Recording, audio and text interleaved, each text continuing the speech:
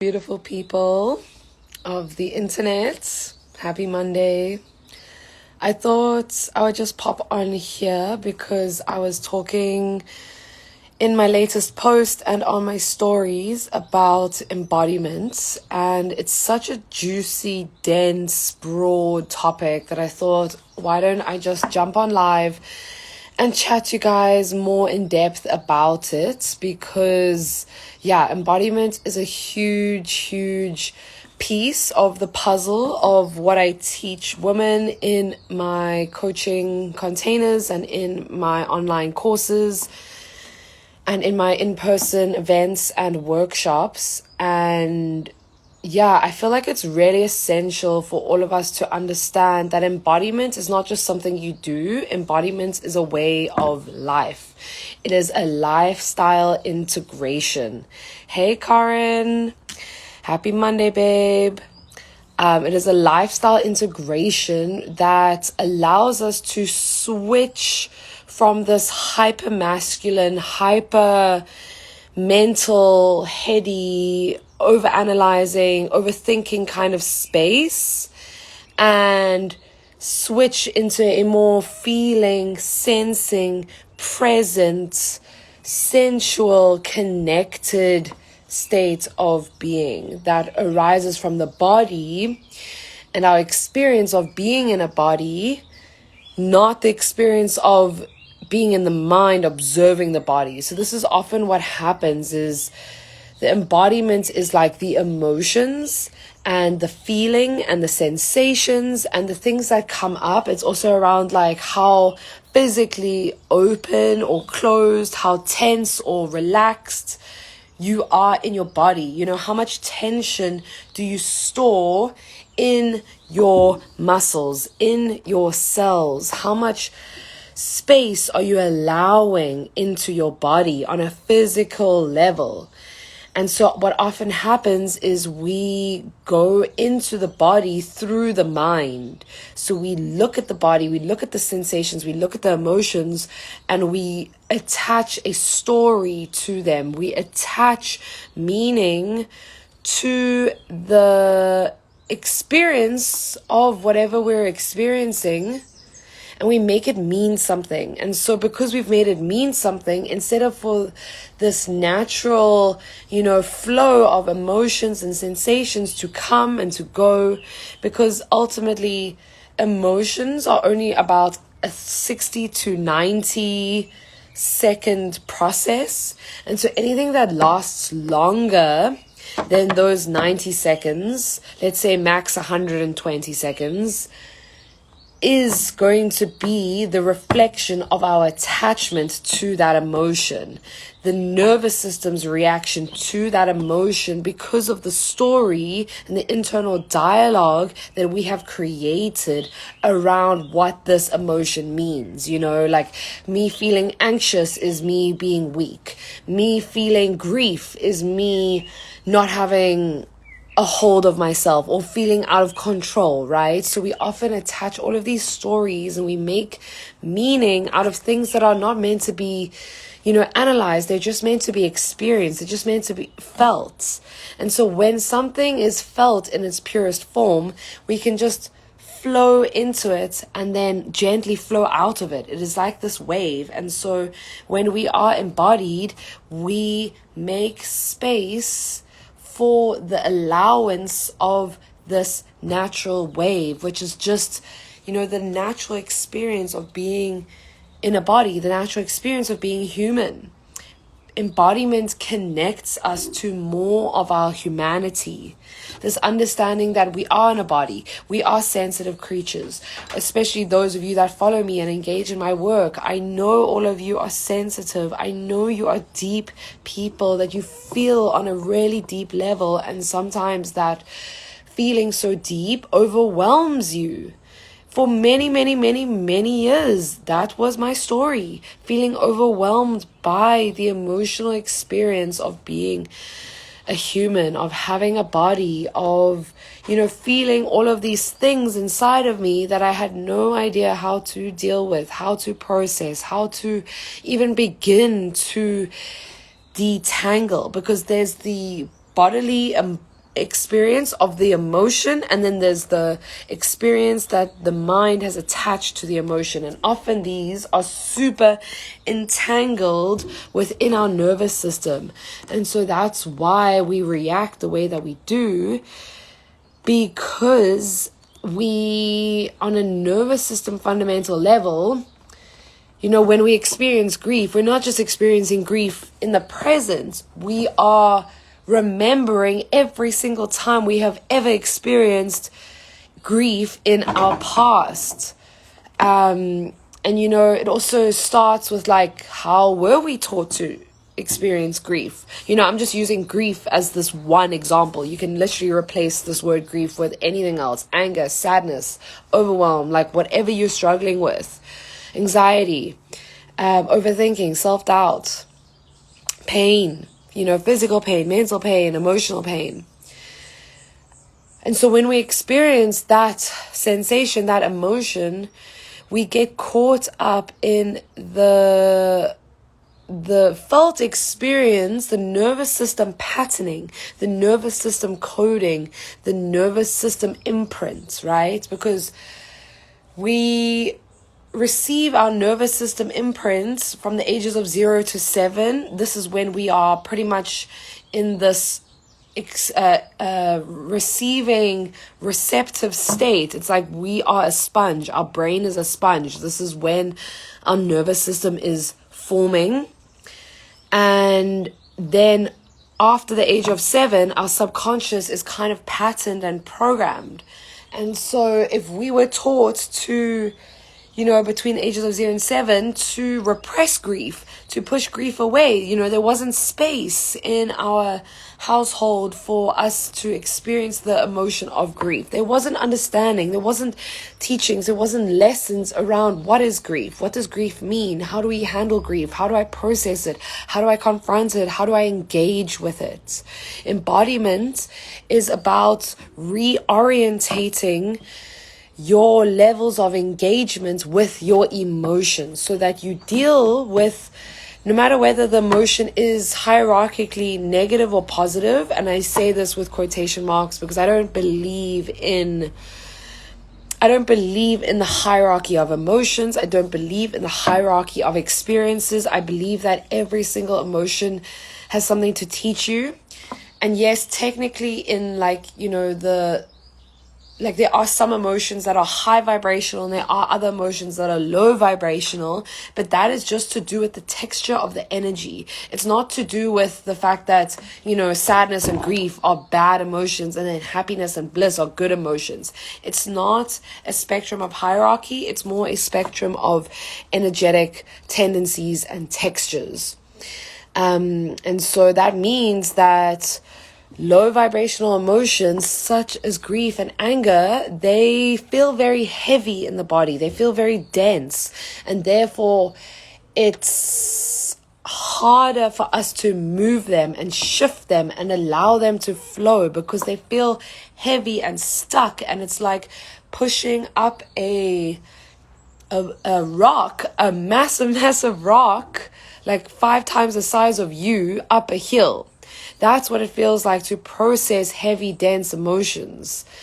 And that is not just a unique experience. That is for every human. We all struggle to process anger. We all struggle to process grief. We all struggle to process, low vibrational emotions that our society has deemed weak or intense or chaotic or out of control. I think that's a huge part of the puzzle, is feeling out of control and not wanting to allow that out of controlness to overtake you.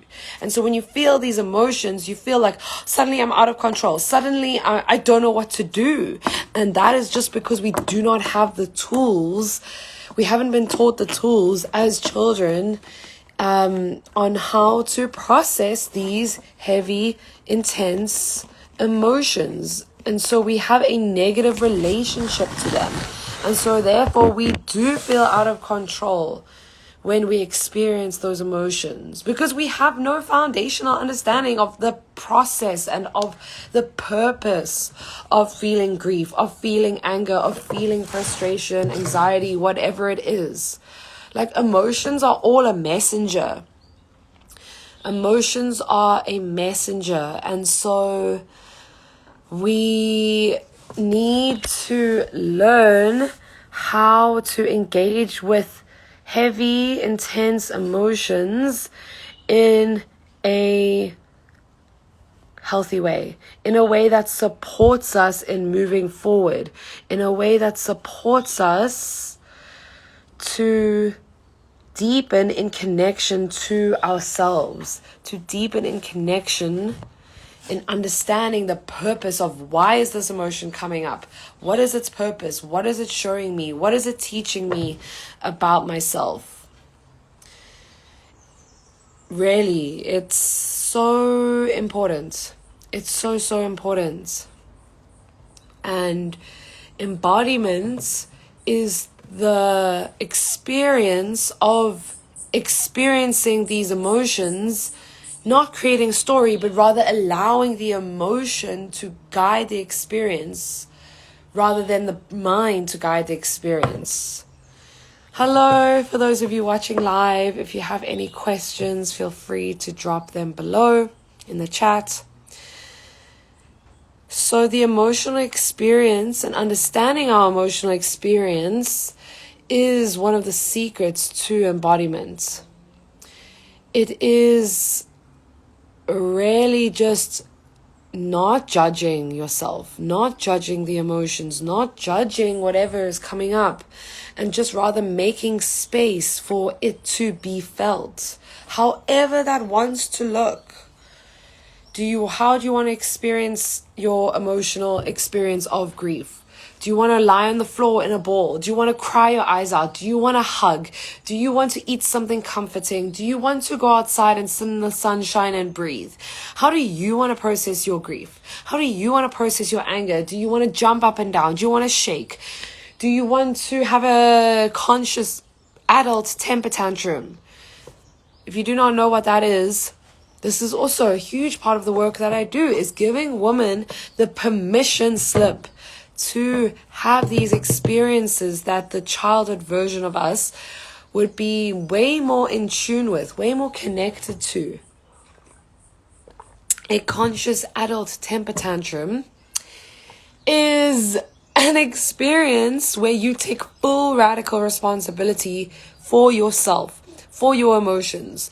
There is no looking outside of you. It is about you looking after you. It is about you giving yourself the time, space, and energy necessary, the presence necessary to experience that emotion, to let it go, to let it move through you, however that wants to look. And as long as it's not harming anyone else, it's not infringing on other people's personal space, you know, I don't want to say controlled, because, you know, a temper tantrum, that's not the point of it. You know, the point of it is to embrace the out of controlness, is to embrace the chaos and use the chaos as a mechanism to flow through the emotional experience. Banging your fists on the floor, punching a pillow, screaming, crying, raging, jumping up and down. These are all conscious and healthy ways of processing your emotions, of embodying your emotions, of allowing your emotions to flow through you. But so many of us attach these stories and self-limiting beliefs to our emotional experience, and so we end up suppressing our emotions. We end up suppressing our experience, our expression. And this is what disconnects us from our embodiment. This is what disconnects us from the body and makes us more heady, makes us more prone to be present in the overthinking, the head, the analyzing, this this area, right? Because we've suppressed our emotions. Hi, Georgie. We've suppressed our emotions, which are just, being pushed down in our body. And therefore our body becomes this unsafe space for us to be present in. And so our consciousness shoots straight into our head. And this is when we, start getting overwhelmed and feeling chaotic and out of control and anxious and depressed. And we are too stuck in this mental space, and we try to outthink our emotions. We try to outthink our anxiety, outthink our depression, outthink, this experience that we're having. But actually, the trick is to go into the body and feel all of the things that you are scared to feel, that you are not willing to feel, that you have suppressed or whatever. You don't even need to know where it comes from. You don't even need to know where it comes from in order to heal. And that's the beauty of embodiment. It's about the felt experience. It's about the lived experience. It's about the sensations, the emotions, the breath, the movement, the sound. The movement, sound, and breath are the 3 tools of embodiment. Feel free to ask any questions if you have any. It's all about that lived experience and allowing the lived experience to just come to the surface, to be expressed, to have its place in your life. I posted a reel a while ago about the empowerment of losing control, the empowerment of not losing control from an unsafe space, but allowing yourself to let go of control as a conscious tool for emotional processing, as a conscious antidote to the experience of not knowing, to the experience of confusion, chaos, not like feeling too overwhelmed with whatever is going on. It's really about allowing yourself to go into it and not judge and express what wants to be expressed. Allow it to come through.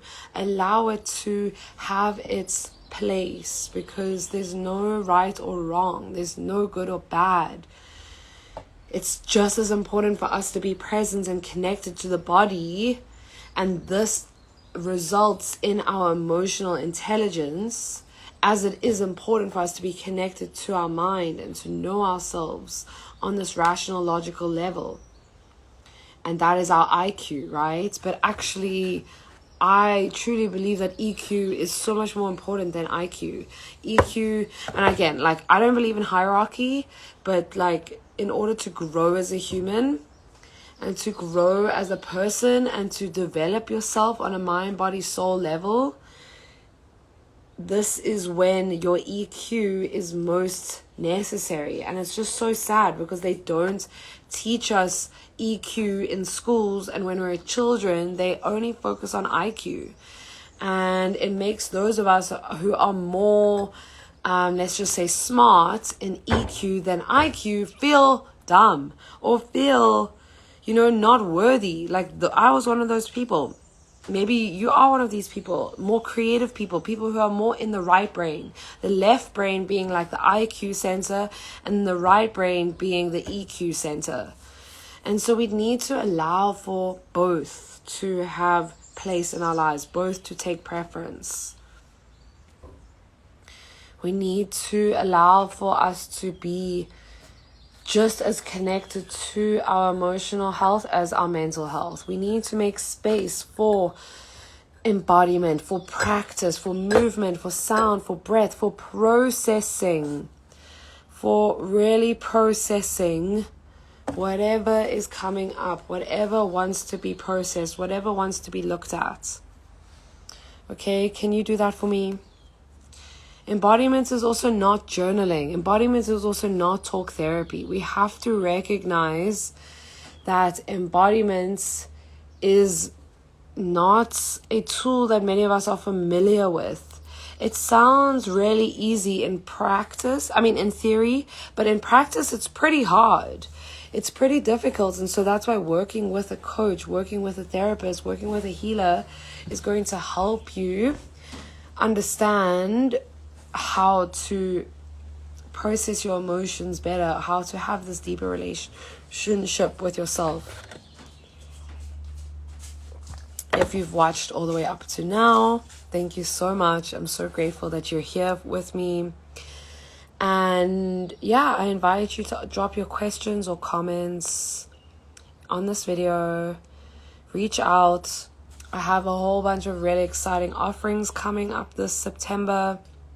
I have this coming Wednesday on the 5th, I think it is, or the 4th. Today is the 2nd, Tuesday's the 3rd. Yeah, Wednesday's the 4th. I have my Period Power free workshop. And then on the 18th, I have an in-person women's circle in Cape Town.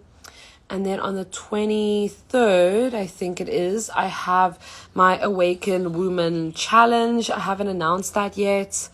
And that is a 5-day challenge where we meet on Zoom once a day for an hour for 5 days straight.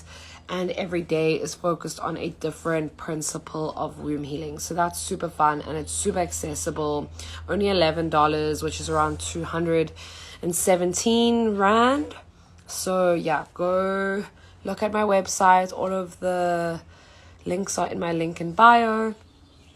And I look forward to seeing you soon. Thanks for being here.